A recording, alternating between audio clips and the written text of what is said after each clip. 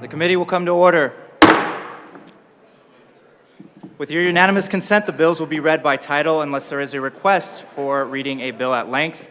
Committee reports are printed and in your bill folders. Floor amendments will be shown on the screen and on your iPads. Bills will be laid over upon the motion of the majority leader, and the coat rule is most definitely relaxed. Mr. Schiebel, please read the title to Senate Bill 23-110. Senate Bill 110 by Senators Marchman and Zenzinger, also Representatives Kipp and Taggart, concerning transparency for metropolitan districts. Representative Kipp. Thank you, Mr. Chair. I move SB 23-110. So moved. Representative Kipp.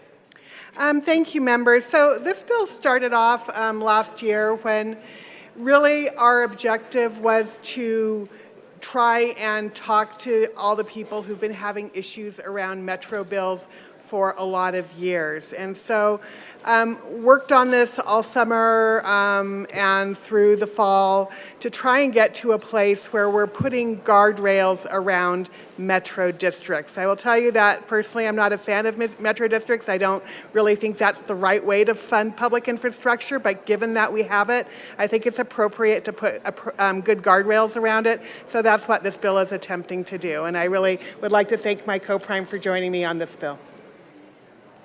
Representative Taggart. Thank you, Mr. Chair, and it's an honor to serve with you. And an honor to serve with you, sir. Metro districts, why do we need them? Pretty simple answer. We, as folks that, somebody coming from a city council and a mayor position, we cannot afford to build the infrastructure that is necessary for these developers. Some of it has to do with Tabor. A great deal of it has to do with our citizens, that our citizens don't want to pay their hard-earned tax monies for growth of a development. So Metro districts have emerged because of that. And in today's world, the infrastructure for a Metro district is very, very, very expensive. And so thus, our developers find themselves in a situation that not only are they going to develop a piece of property, but they have to spend a considerable amount of their money in terms of creating the infrastructure that is going to last for years and years. This bill really focuses on transparency as it relates to that developer. It also brings forward a municipal advisor concept, which is an individual that is regulated by our Securities and Exchange Commission. These are very, very real people that in fact work very closely with local government to come up with a service plan that is good for the Metro District and good for those future taxpayers that are going to be members of that particular Metro District. And I hope you will support us on this. Representative Weissman.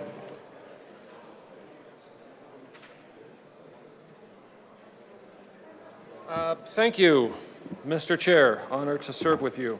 And an honor to serve with you, sir. Members, I gotta raise this up here. It is with no particular happiness that I need to move L22 and ask for it to be displayed.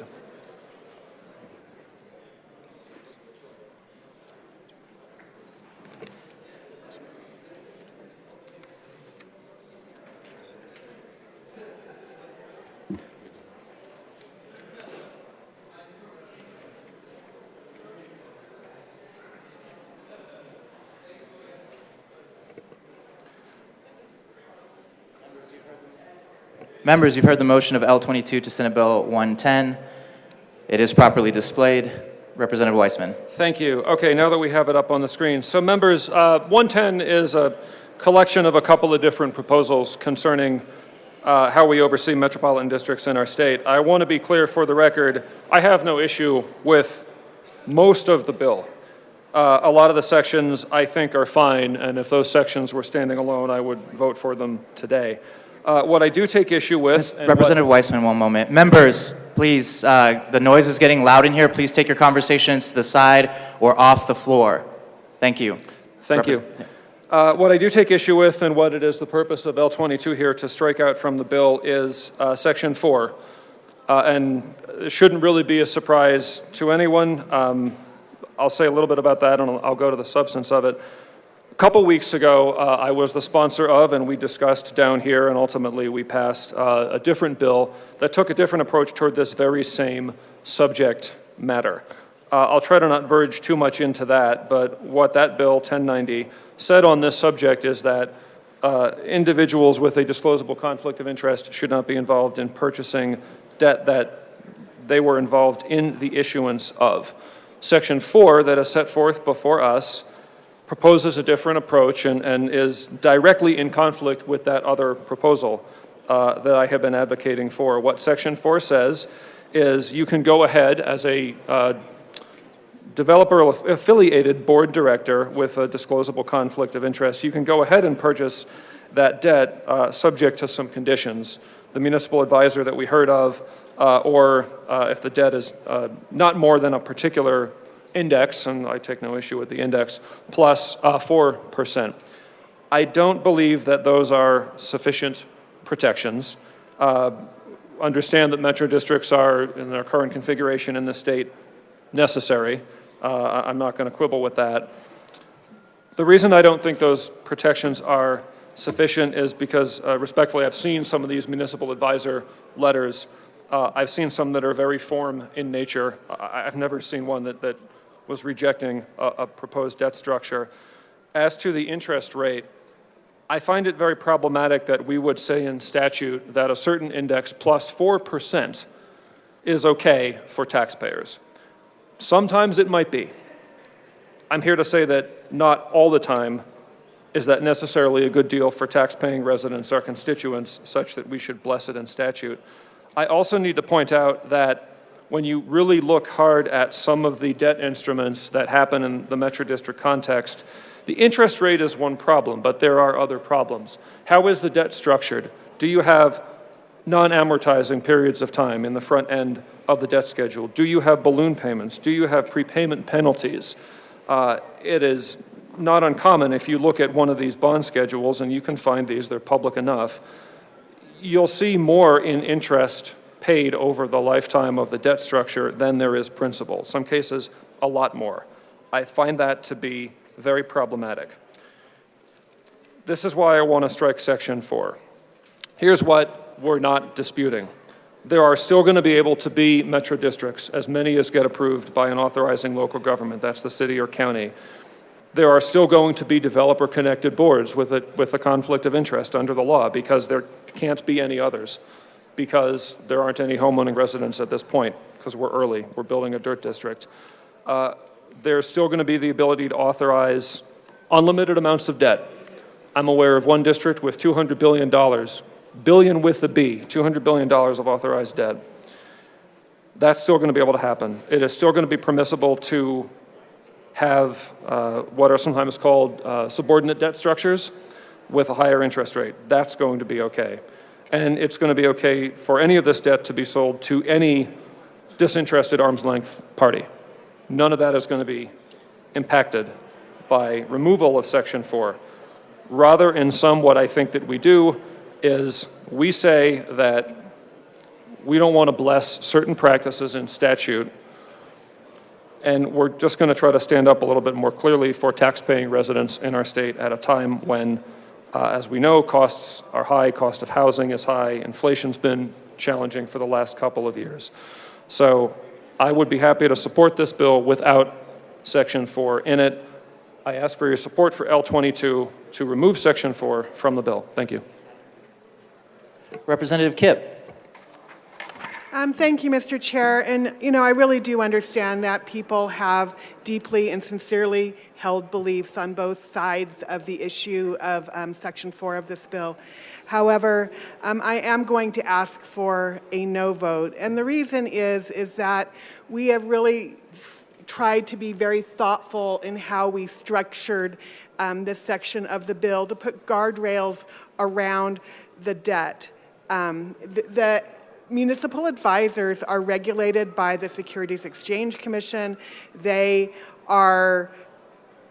have to comply with, and if they don't, there are severe penalties. They don't just willy-nilly put stuff out there. And you know, the 4% is really, there are different types of debt. If you are early in a development project, your debt is going to be a little bit riskier and you have to charge a little bit of a higher rate. And that's the reason that there is some wiggle room there. Representative Taggart. Thank you, Mr. Chair. Please don't forget, in this particular bill, it is made very clear that the municipal advisor has to develop a service plan with its local government, whether that be a city council, whether that be a county commissioner. And in that, they make the recommendation in terms of the debt from an interest rate standpoint. So there is a governor on that. 4% is a ceiling. That does not necessarily mean under any circumstances it is going to be 4 points above the AAA bond rating. And it's city council and or the county commissioner's responsibility to look at that debt and make a decision. And I, for one, coming from a local government that has several recent municipal metro districts, we looked over those very, very carefully to make those decisions. I'll make one other series of statements. The term conflict of interest is not appropriate for this bill. And I'll say that again. It is not appropriate. I have a situation, and let me give you a parallel. And this has happened to me in my career. If I have a company that I want to sell to my employees, and they can only get 80% of the financing necessary to buy me out, what do I do as the owner of that company? I, in fact, lend money to my employees to allow them to purchase the company. Does that put me in a conflict of interest? Because I'm still a part of it.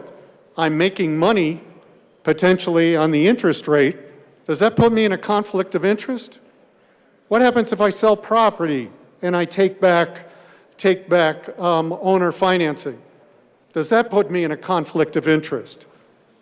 That term is a misnomer in this bill, and it needs to stop in terms of talking about it, because it is not a conflict of interest.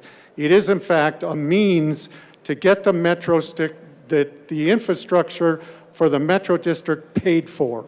Thank you. Representative Hamrick. Thank you, Mr. Chair. It is a pleasure to serve with you. And a pleasure to serve with you. Section 4 would allow the developers who sit on the board to set all the terms of the debt that the district would issue to themselves. This is a huge conflict of interest. By contrast, 1090 will prohibit these conflict of interest transactions while still allowing the districts to issue debt to banks, financial institutions, the public, or unrelated third parties. There has always been a good demand for Metro District debt issued to these sources, mutual funds in particular.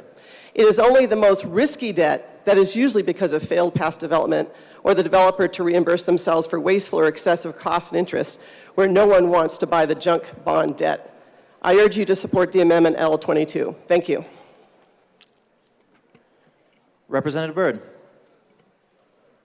Thank you, Mr. Chair. And members, I realize people have a lot of different feelings about metro districts, but I also want to say I think it's not appropriate for us to be considering other bills. As we're considering this bill, it's most appropriate to consider this bill on its own merits. Something else I'd like to point out is that in metro districts, the bonds that are issued are not like other bonds. I think some of the restrictions people would like to place on metro district bonds might be more beneficial in a situation where the bonds are offered in a more highly competitive market. In many cases, there isn't a big market for the bonds, and I think this goes to one of the points raised by people not in support of the bill, that we're offering unfair terms and that there aren't appropriate disclosures. There are sophisticated investors involved in these. Many times the only people willing to take on this debt are people who are willing to take on the risk of a brand new development. So these debt instruments are not like typical debt instruments. It's a different market. Representative Snyder. Thank you, Mr. Chair, and may I say it's an honor to serve with you. And it is an honor to serve with you, sir. Thank you, sir. So this amendment basically guts the real meat of this bill. What this does is puts in serious guardrails, requires a municipal advisor certified to be involved. The top-line developers already do a lot of these things, if not all of them. What this bill will do is bring everybody up to the same standard. So if there are developers out there that are cutting corners or not as scrupulous as some of the top developers, they will now be required to do the good practices that the top developers already do. The ones that don't get complaints and don't have these imbalances and extra taxes assessed to their to the homeowners within that metropolitan district. So I'm really confused as to why we would gut the most important provisions out of this bill. It's a good bill. It brings like I said, it brings a level playing field and raises the bar for all development in Colorado who uses the Metro District process. So I would urge everybody to vote against this amendment. Thank you. Representative Parenti. Thank you, Mr. Chair. It's an honor to serve with you. And an honor to serve with you. Colleagues, I want to address the question that was just posed here at the well on why we would want to support this amendment, and I do support the amendment. Here's my concern. Colorado law already prohibits government officials from participating in any action in their official capacity from which they personally financially gain. This is already Colorado law. And what this bill, as structured, would do is enshrine into law a practice that is in direct violation of that concept. That's my concern with the law, with the bill as written. I actually support every part of this bill. I even support Section 4 with the caveat that the people personally financially benefiting from these transactions are not members of the Metro District Board. I think putting these guardrails in place is a good idea, but we cannot enshrine into law a practice that allows elected officials, and Metro District Board members are elected officials. We cannot allow them the ability to personally financially benefit from the official actions they take as part of their duties to that board, and for that reason, I support this amendment and would encourage you to do so as well. Thank you. Representative Vigil. Thank you, Mr. Chair. It is quite an honor to serve with you. And an honor to serve with you. Colleagues, I also rise in support of this amendment, and I just want to build on a couple of the things that the others who came before me had to say. And I do want to say I think reasonable people can disagree on how to proceed here, and I respect that we have different ways of approaching this issue. I have a major concern with us advancing kind of two different ways of dealing with the excessive debts that people end up paying when they are residents and homeowners in metro districts. One, which is to remove this provision by which an investor can issue the debt to themselves and profit off of it, and then also one that enshrines that into law with certain guardrails. I've heard from the bill sponsors and others that, a lot of our citizens don't want to pay the taxes for these things that need to get paid somehow or another. And so this is a way to do that. But, respectfully, it still is a tax. It's still a tax to pay what you have to pay back to the investors of the Metro District.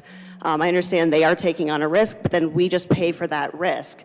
If it costs public money to put in public infrastructure, then it costs public money to put in public infrastructure.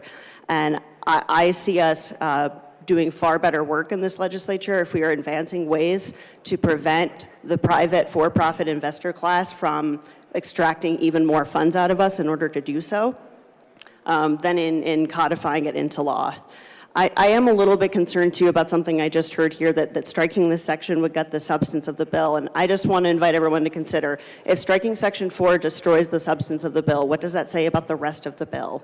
Because the rest of it I think is good and we agree on it, but if the substance of the bill is gone when section 4 is gone, then I'm concerned about what that says about the rest of the bill. And so I would urge an aye vote on this amendment. Thank you. Representative Wilson. Thank you, Mr. Chair. I rise in opposition of this amendment. Section 4 of the current bill does what it needs to do. There's a lot of talk of conflict of interest, which there is never a conflict of interest when somebody invests in a product they believe in. That is not a conflict of interest. In fact, we do it every day in here. We invest money in things we believe in. I've heard the talk of you shouldn't be able to invest public funds. These aren't public funds. These are private investors investing in their project.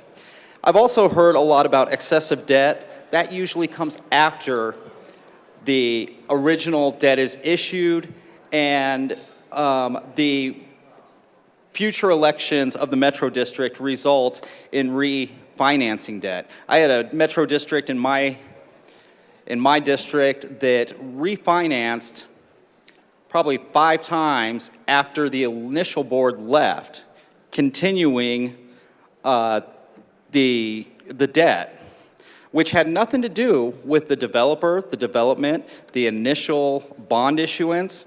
That is all incorrect. So I ask you to oppose this amendment. Thank you. Representative Frizzell. Thank you very much, Mr. Chair. It is an honor to serve with you. And an honor to serve with you. Thank you, sir. Colleagues, I rise in opposition of this amendment. This bill it's a really good bill. And I would agree with my esteemed colleague from Manitou Springs that taking Section 4 out, or not taking the whole of Section 4 out, but taking those lines out stipulated in this amendment, well, it doesn't completely gut the bill. It really reduces its effectiveness. These lines in Section 4 are really important. They provide guardrails, important guardrails that we have talked about in this chamber earlier. I would agree with my colleague from Monument. This is not a conflict of interest situation. And specifically, one of the things that I love most about this bill is the introduction of the concept of a registered municipal advisor and really requiring that participation. That's a big deal when we're talking about the transparency of metropolitan districts. I've spoken in the past. Metropolitan districts, they are important to growth. I think it's disingenuous to say that we can experience increased affordability of housing, increased housing stock without metropolitan districts. It's important. It's an important finance tool. It has become the norm. We have at times sought to legislate bad behavior. This particular bill, I think, sets a new standard. Not all metropolitan districts are bad. Not all metropolitan district boards are bad actors.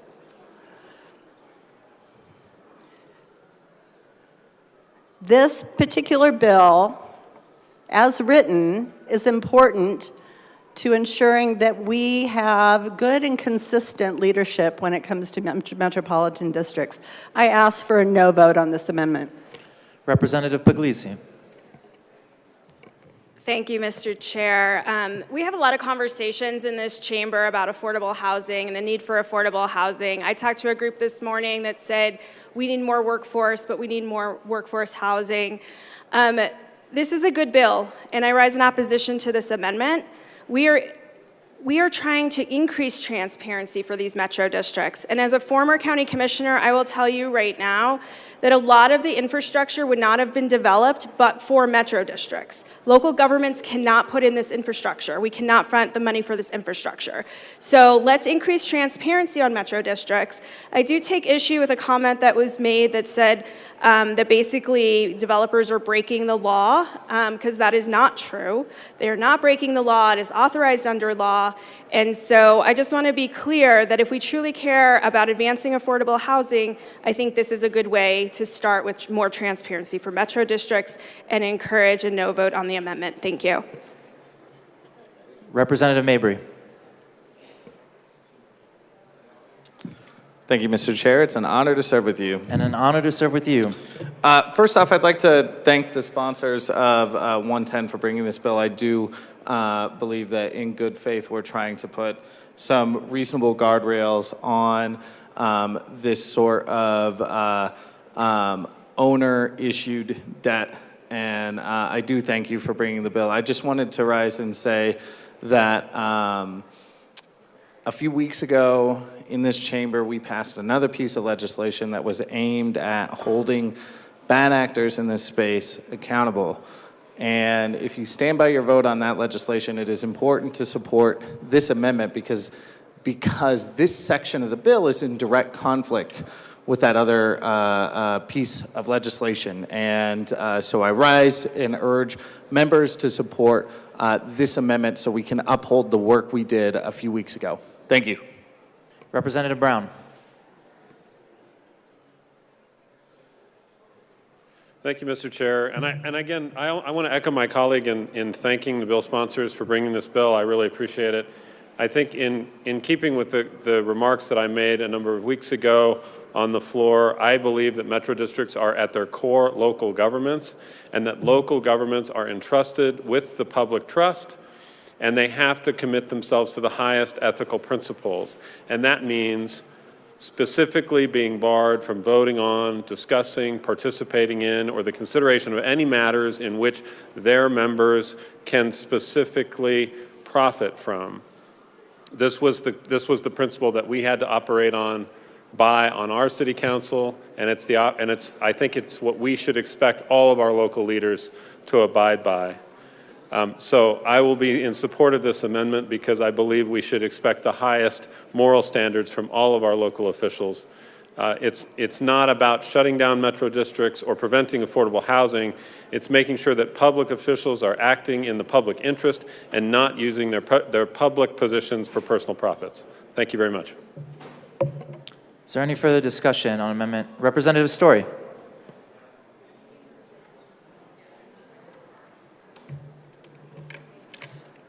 Thank you, Mr. Chair. It's an honor to serve with you. And an honor to serve with you.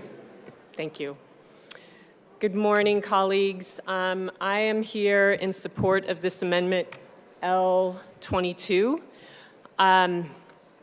Transparency and accountability are pillars of our democracy and provide the ability to effectively represent our communities.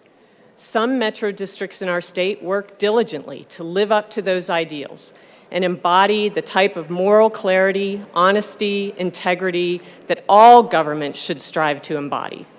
Metro districts can provide vital services to our communities, including fire protection, park and recreation, safety protection, sanitation, street improvements, transportation, and water.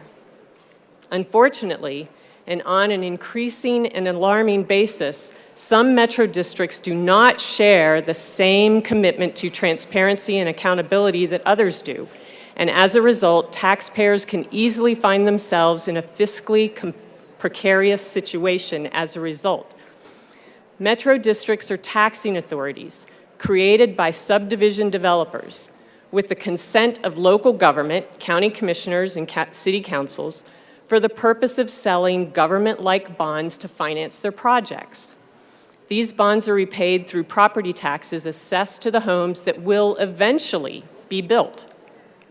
These Metro District boards have the authority to determine the debt burden of the community and set the subsequent tax rate.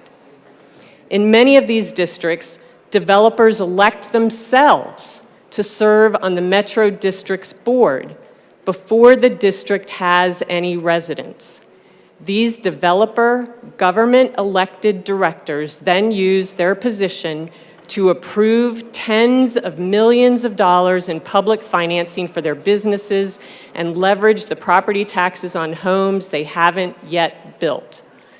Developers, government-elected boards issue bonds to the public, known as municipal bonds, to finance their development in metro districts.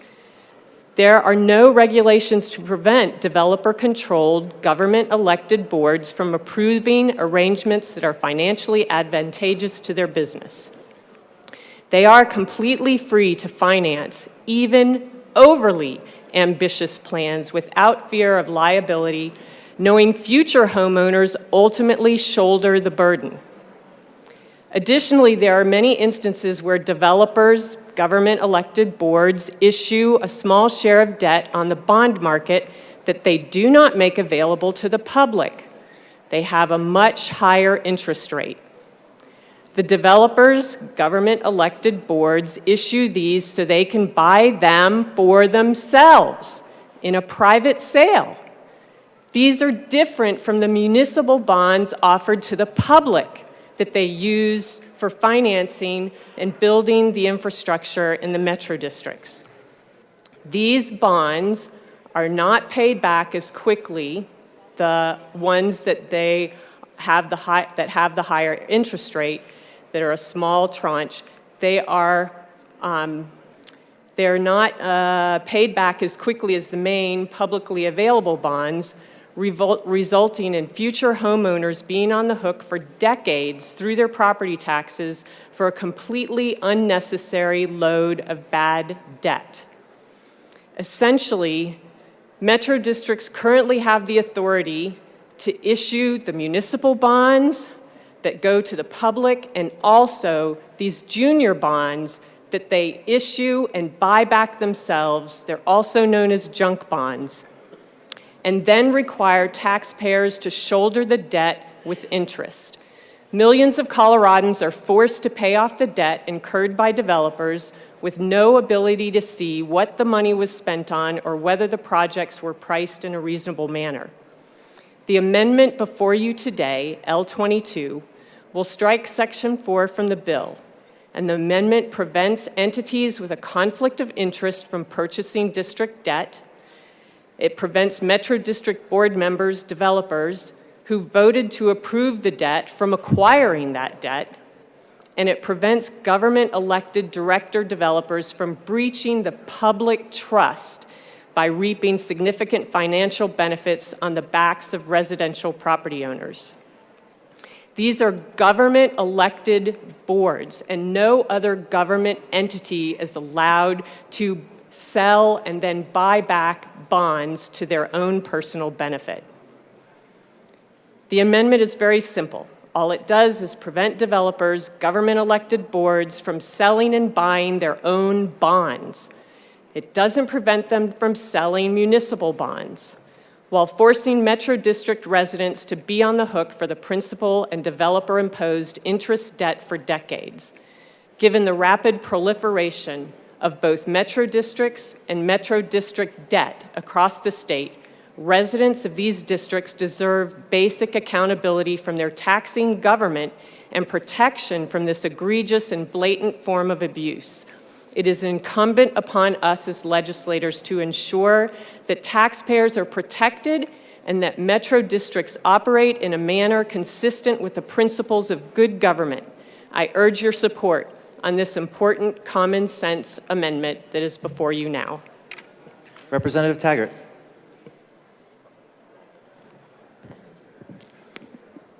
Thank you, Mr. Chair.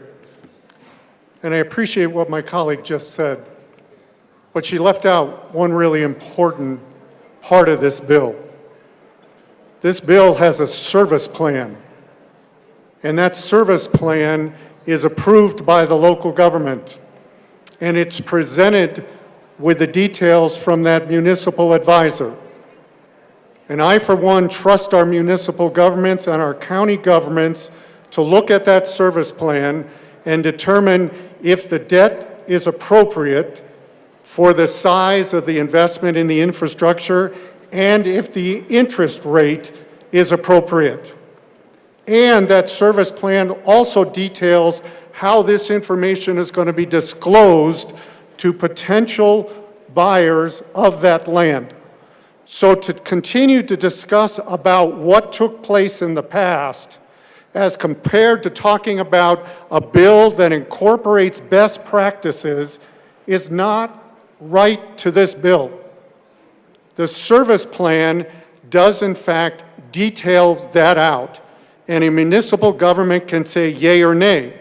I will also tell you, a municipal government or a county government can put their elected officials for a period of time on these boards, and we have done that.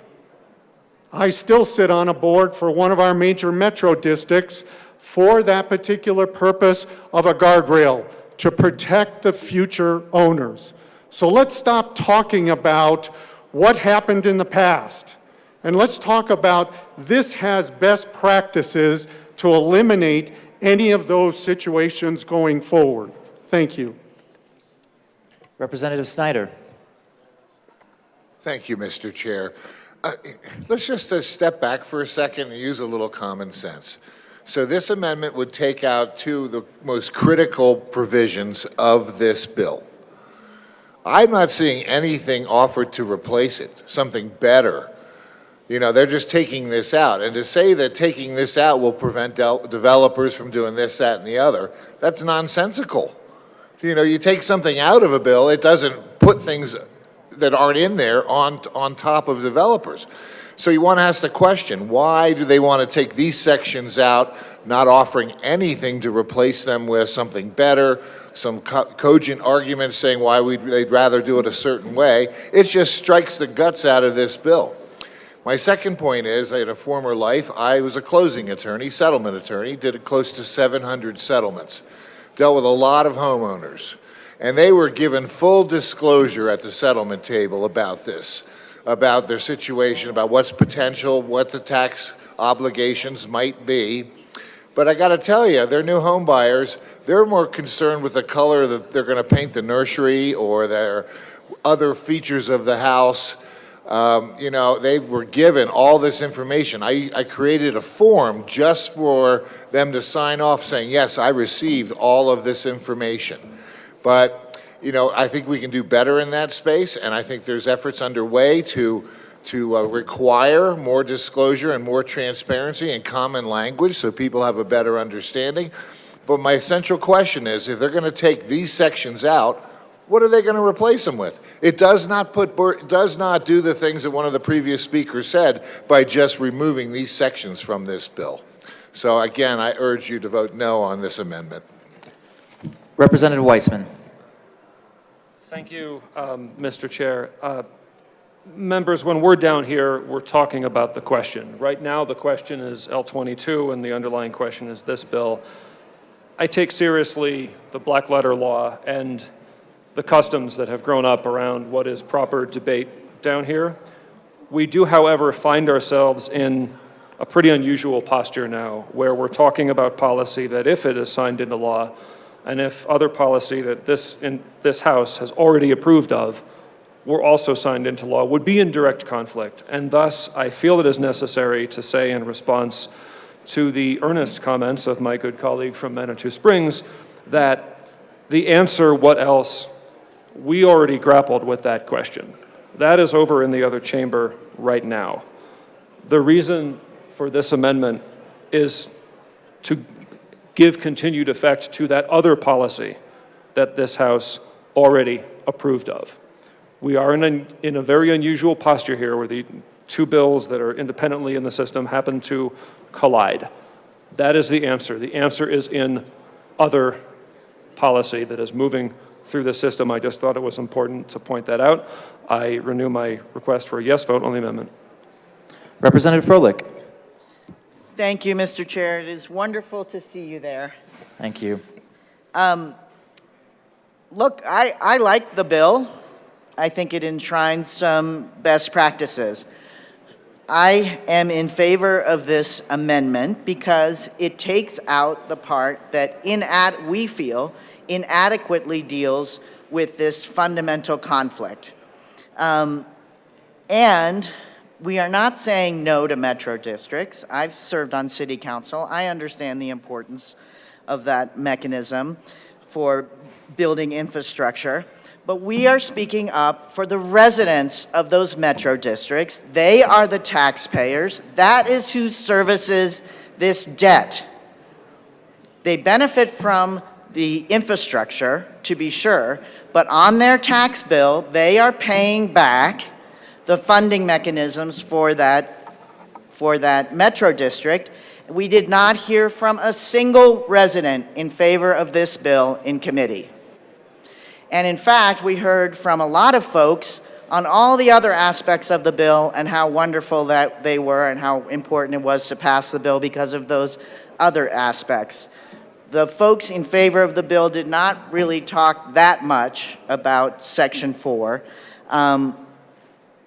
And by adopting this amendment, we reject an inadequate solution to a fundamental, we feel, problem in the funding mechanisms of metro districts. And we do believe it is a conflict of interest, and we ask for an aye vote. Representative Kipp. Thank you, Mr. Chair. And again, I understand many people have a lot of deeply held beliefs about this policy, and I do appreciate everybody's chiming in on this conversation today and taking such a deep interest in this policy.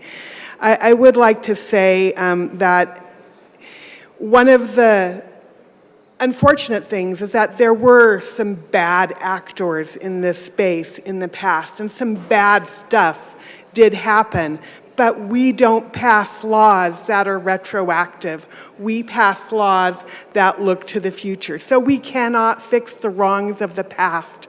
And so we are looking with the guardrails that this bill puts on to move this conversation into the future and make it so that this is okay to do, that the metro districts work better in the future. I would like to say I think there is a lot of misinformation out there about this bill, and I think that we have heard some of that in people referring things to like mutual funds and to junk bonds. Those are totally different financial things, right? Those are not what we are talking about. Here you're talking about senior bonds, junior bonds, and yes, those things are also used in other public infrastructure, like school districts and cities and counties. At any rate, I just would like to reiterate that I ask for a no vote on this amendment and would ask that you reject it. So, but I do appreciate everybody's conversation about it. Is there any further discussion on? Okay, the question before us is the adoption of Amendment L22 to Senate Bill 23-110. A division has been called.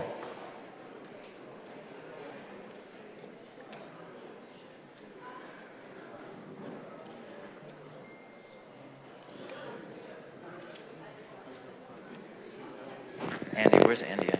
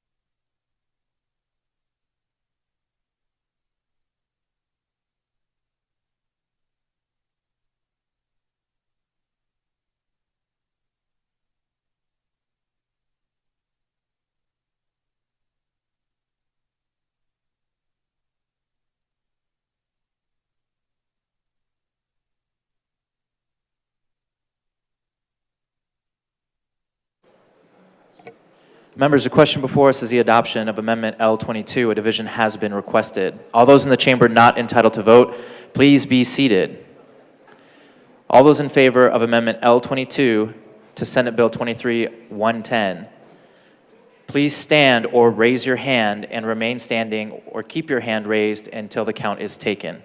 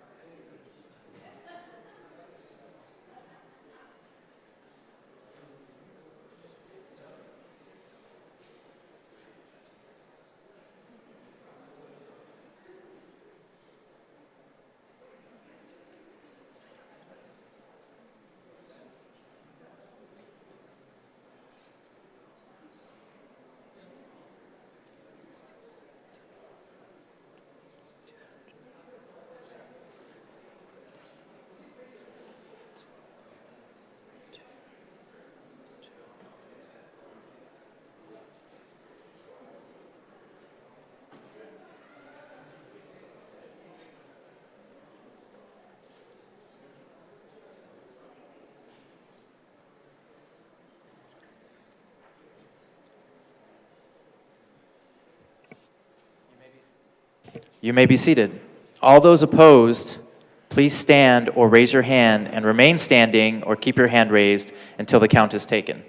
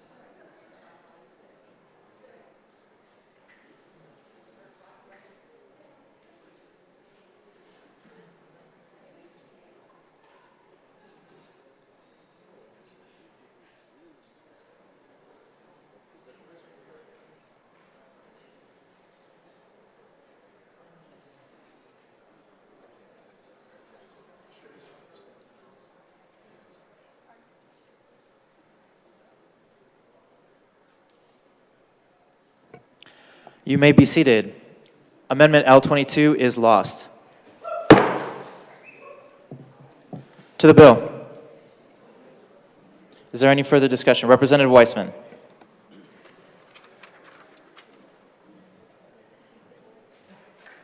Thank you, Mr. Chair. Well, that was unfortunate, but I move L23 and I ask for it to be displayed. L23 has been moved and we're waiting for it to be properly displayed. It is displayed. Representative Weissman to the amendment. Thank you, Mr. Chair. So members, net of the result that just happened, Section 4 is in the bill, so we continue to allow purchase of what I'll call conflicted debt with the provisions set forth. What we're doing in L23 is to make one very small change. If you look on the top part of page 6 on the re-engrossed bill, this is what I referred to a little bit ago about allowing folks with the disclosable conflict of interest to go ahead and purchase debt at the index plus 4%. I don't think that we should be locking in a 400 basis point or 4% bonus in statute. So all that 23 is doing is striking that out. So there can continue to be purchase of the conflicted debt just at the index. And that index is a product by Thomson Reuters, the big financial information services people. They compute it how they compute it. It kind of stands outside of statute, and it is whatever it is in response to market conditions. You'll see it's called Municipal Market Data AAA General Obligation 30-year constant maturity or successor. That's the particular index.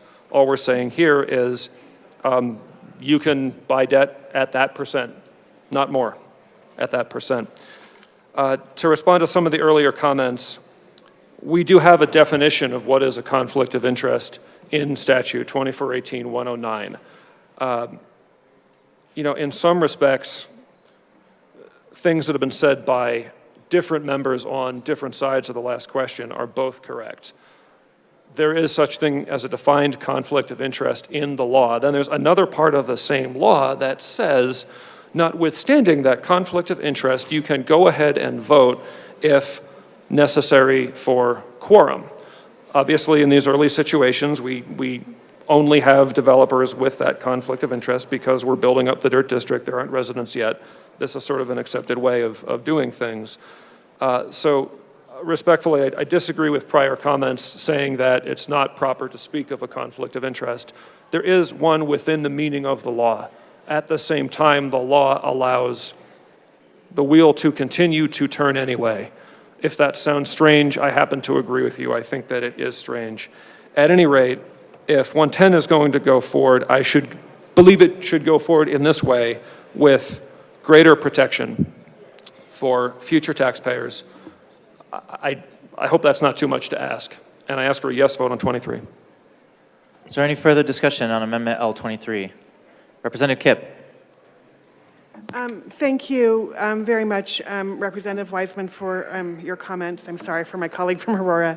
It's not often we find ourselves at odds over policy, but I will say that the reason this 400 basis points is in there is because, again, when a piece of debt is new and it's early in the development, there is a higher risk, which leads to a higher cost of issuing that debt. And so that is why, as I said before, there is some wiggle room in here. So I would ask for a no vote on this amendment.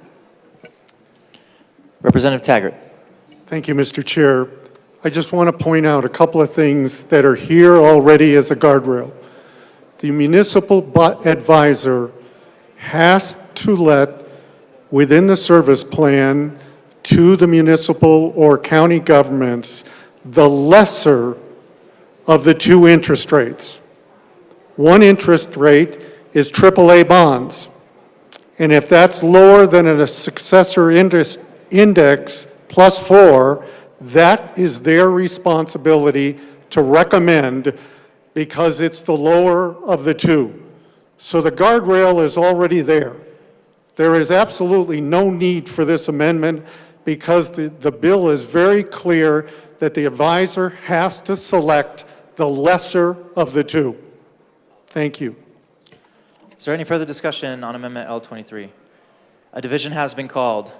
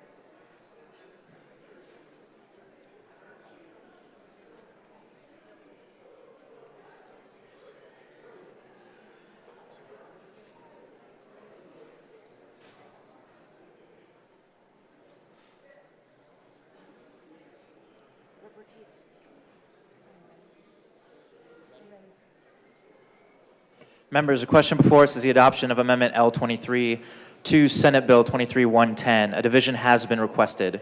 All those in the chamber not entitled to vote, please be seated. All those in favor of Amendment 23, please stand and remain standing or raise your hand and keep it raised until the count is taken.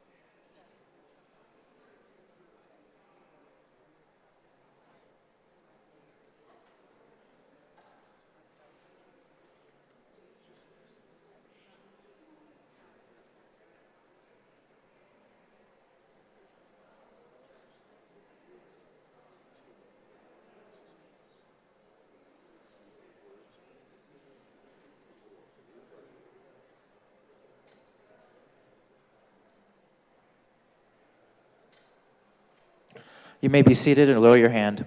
All those opposed, please stand or raise your hand and remain standing and keep your hand raised in one place until the count is taken.